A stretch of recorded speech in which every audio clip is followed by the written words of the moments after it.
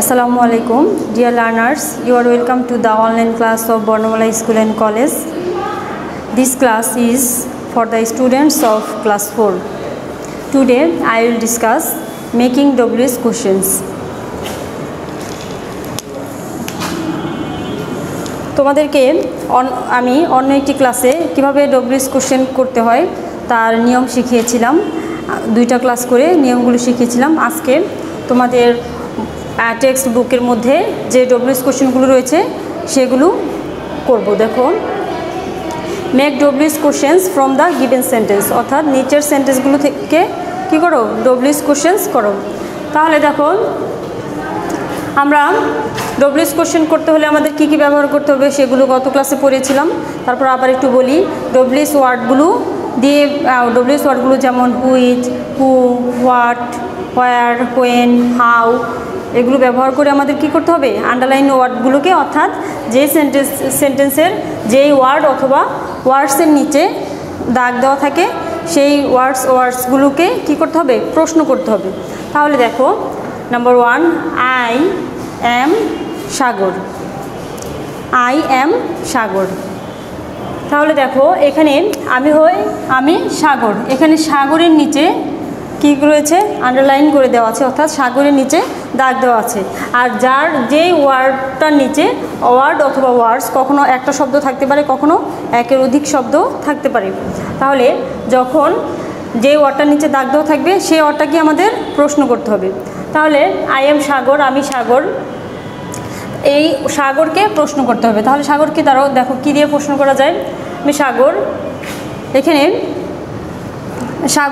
সাগর কে, প্রশ্নটা আমি সাগর, I am সাগর। তাহলে তুমি কে, প্রশ্নটা কি হবে, এরকম হবে। তারপরও রুলস অনুসারে যদি আমরা করতে যাই তাহলে কি হবে, দেখো, সেন্টেন্সের অবজেক্ট, এই সেন্টেন্সের অবজেক্ট হচ্ছে সাগর। অবজেক্ট যদি ব্যক্তিবাচক হয় তাহলে আমরা হু দ্বারা প্রশ্ন করি। এটা আমি গত ক্লাসে তোমাদেরকে গত WS কোশ্চেন, মেকিং WS কোশ্চেনের ক্লাসে শিখিয়েছিলাম। তাহলে আমরা কি করব, যেহেতু এখানে অবজেক্টের নিচে দাগ দেওয়া আছে এবং অবজেক্টটা ব্যক্তিবাচক, তাহলে আমরা প্রশ্ন করব কি দিয়ে, হু দিয়ে। হু আর আয়ের অবজেক্ট হচ্ছে ইউ, অবশ্যই প্রশ্নবোধক। তাহলে এখানে দেখো, হু এর পরে আমরা অক্সিলারি ভার্ব আর কেন নিয়ে আসলাম, ইউর জন্য আয়ের অবজেক্ট হচ্ছে কি, আয়ের অবজেক্ট হচ্ছে ইউ, এবং ইউর সাথে কি হবে না, এম হবে না, ইউর সাথে কি হবে, আরই হবে। এই কারণে আমরা ইউর জন্য এখানে আর হয়েছে। তাহলে হু আর ইউ। এবার দেখো অ্যান্সারটা কি আসে, আই এম সাগর। দেখো, আই এম ইন ক্লাস 4। তাহলে আমরা কি দ্বারা প্রশ্ন করব, আমরা প্রশ্ন করব হচ্ছে, যেহেতু সেন্টেন্সটির অবজেক্টের নিচে আন্ডারলাইন করে দেওয়া আছে, অর্থাৎ দাগ দেওয়া আছে, তাহলে আমরা হোয়াট দ্বারা প্রশ্ন করব। কারণ অবজেক্টটি যদি বস্তুবাচক হয় তাহলে আমরা কি বলেছিলাম, হোয়াট হবে। তাহলে কি হবে, what plus are you in. এবার দেখো number 3, I have a little sister. আমার কি আছে, আমার একটি ছোট বোন আছে। তাহলে এখানেও দেখো অবজেক্টের নিচে, সেন্টেন্সের অবজেক্টের নিচে আন্ডারলাইন করে দেওয়া আছে। তাহলে আমরা যখন অবজেক্টের নিচে আন্ডারলাইন করে দেওয়া হয় এবং সেটা যদি বস্তুবাচক হয় তাহলে আমরা হোয়াট দ্বারা প্রশ্ন করি। তাহলে এখানে আমরা কী দ্বারা প্রশ্ন করব, হোয়াট, একটা অক্সিলারি ভার্ব নিয়ে আসতে হবে রুলস অনুসারে।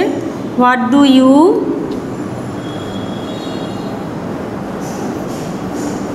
হোয়াট ডু ইউ হ্যাভ, তোমার কি আছে, এবং অবশ্যই প্রশ্নবোধক চিহ্ন দিতে হবে।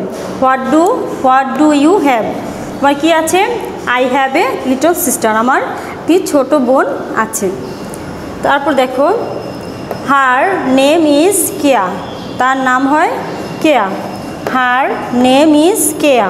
তাহলে এটাকে যখন আমরা প্রশ্ন করব, দেখো তার নাম হয় কি, কেয়া। তাহলে আমরা এটাকে কি দিয়ে প্রশ্ন করব, হোয়াট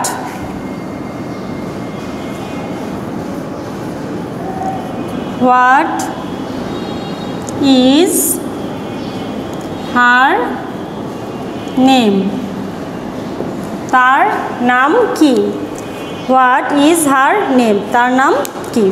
এবার দেখো, she is only 3 years old। তার বয়স কত বছর? 3 বছর। তার বয়স 3 বছর। এখন এটাকে আমরা কি দিয়ে প্রশ্ন করব? বয়স যদি থাকে, সেন্টেন্সে যদি বয়স থাকে, তাহলে আমরা হাউ ওল্ড দিয়ে প্রশ্ন করি। তাহলে আমরা হাউ ওল্ড নিয়ে আসবো। হাউ ওল্ড ইজ, এখানে ইজ দেওয়া, ইজ শি, তার বয়স কত? হাউ ওল্ড ইজ শি, তার বয়স কত? তার বয়স কত? She is only 3 years old। এবারে দেখো number 6, she needs some medicine. তার কিছু কি প্রয়োজন? তার কিছু ওষুধ প্রয়োজন। এখন দেখো সেন্টেন্সের অবজেক্টের নিচে দাগ দেওয়া রয়েছে। অবজেক্টের নিচে দাগ থাকলে আমরা সেটাকে কি, এবং সেটা যদি কি হয় বস্তুবাচক হয়, তাহলে আমরা কি দ্বারা প্রশ্ন করব? হোয়াট দ্বারা প্রশ্ন করব। তাহলে আমরা সেন্টেন্সের শুরুতে কি নিয়ে আসবো? ডব্লিউ ইজ হোয়াট নিয়ে আসবো। এখন দেখো আমরা এইগুলো এতক্ষণ যেগুলো করেছি সেখানে অক্সিলারি ভার্ব দেওয়া ছিল। এখানে দেখো সরাসরি অক্সিলারি ভার্ব নাই, অক্সিলারি ভার্বগুলো এখানে মেইন ভার্ব হিসাবে ছিল, এখানে দেখো নাই। এইখানে তাহলে আমরা কিভাবে করব?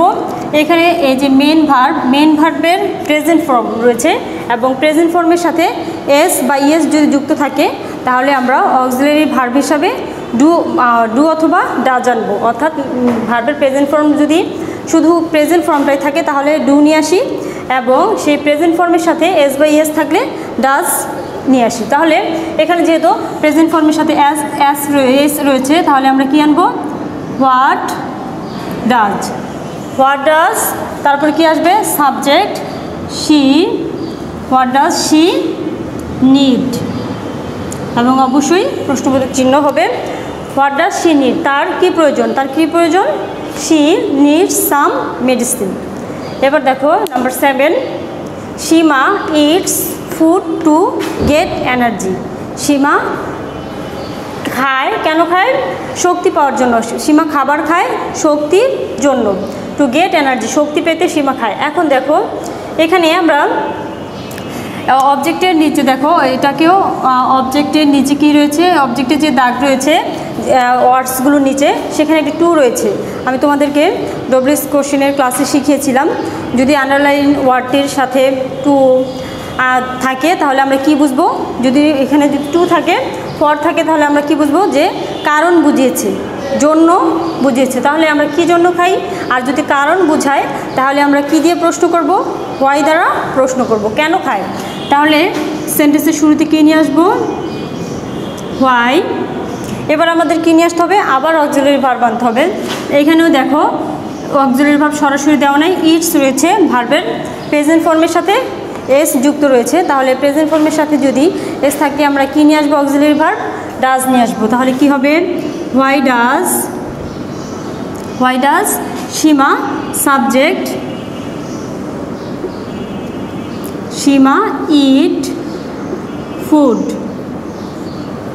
এখানে দেখো আমরা যখন এই উপরের সেন্টেন্সটাতে দেখো, আমরা যখন এখানে অক্সিলারি ভার্ব হিসেবে ডাজ বসিয়েছি, এখানে কিন্তু আর নিডস হবে না, এখানে আবার ভার্বের প্রেজেন্ট ফর্ম নিড হবে। নেক্সট দ্বিতীয় 7 নম্বর সেন্টেন্সটাতেও দেখো, এখানে যখন আমরা অক্সিলারি ভার্ব হিসেবে ডাজ বসিয়েছি, তখন কিন্তু আবার ইটস হবে না, তখন ভার্বের প্রেজেন্ট ফর্ম হবে। আর প্রেজেন্ট ফর্ম মানে হচ্ছে ভার্বের 1 নম্বর যে ফর্মটা, সেটা হবে, সেটা হচ্ছে কি? ইট। তোমরা কি করো? এখানে অক্সিলারি ভার্ব হিসেবে ডু ডিড ডাজ বসাও, আবার এখানে কি করো? ভার্বের প্রেজেন্ট ফর্ম না লিখে সেই ইটস, সেই অ্যাস যুক্ত ওয়ার্ডগুলোকেই লিখে দাও, তাহলে কিন্তু তোমাদের সেন্টেন্সটা কী হবে? ভুল হয়ে যাবে।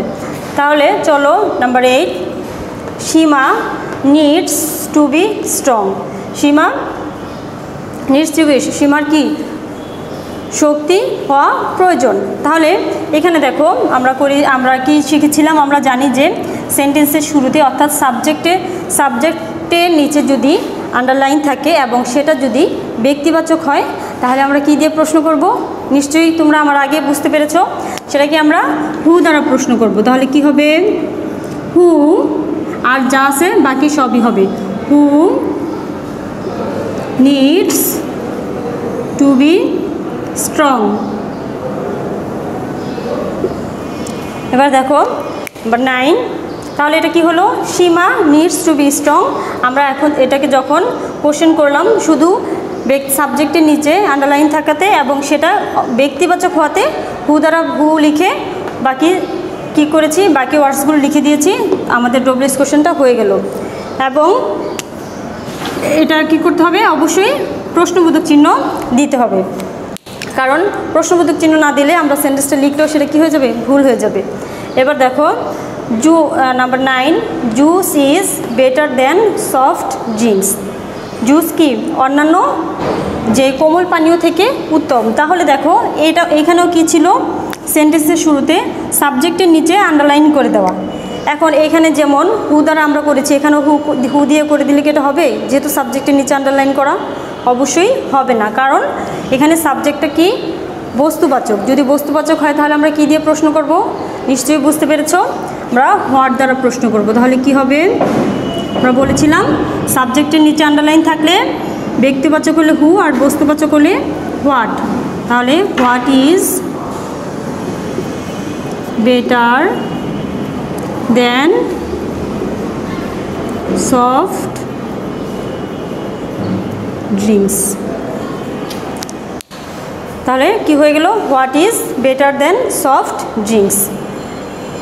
এবার দেখো number 10, his sister was 6 years old।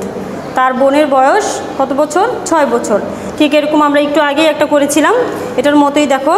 তাহলে আমরা এটাকে কি দেওয়ার প্রশ্ন করব, যেহেতু বয়স আছে, হাউ ওল্ড। এখানে দেখো ওয়াজ রয়েছে, আমরা এইটাকে অক্সিলারি ভার্বটাকে এখানে বসিয়ে দিব, মেন ভার্বটাকেই। How was his sister. তাহলে how old was his sister. তাহলে আমাদের কি হয়ে গেল, তার বোনের বয়স কত, তার বোনের বয়স 10 বছর। তাহলে আমরা কয়টা করতে পারলাম, দেখো এখানে 10টা ডব্লিউএস কোশ্চেন করলাম।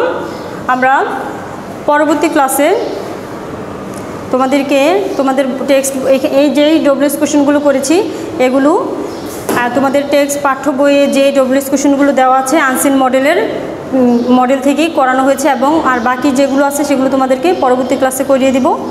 সবাই ভালো থেকো, সুস্থ থেকো। Thank you everybody.